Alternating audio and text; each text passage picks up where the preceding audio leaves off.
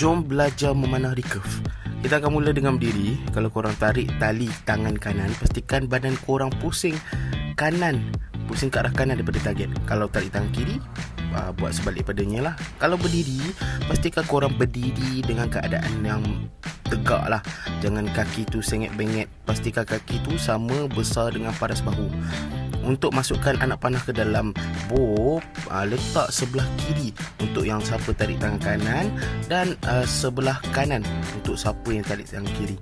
Untuk hook, pastikan korang letak satu jari di atas, dua jari di bawah, dan dua lagi jari tu simpan. Okey, untuk teknik panahan recurve, pastikan awal-awal kita akan start dengan dua-dua tangan korang tu lurus ke bawah, dan step seterusnya korang angkat kedua-dua tangan tu tapi sama paras dengan korang punya mata.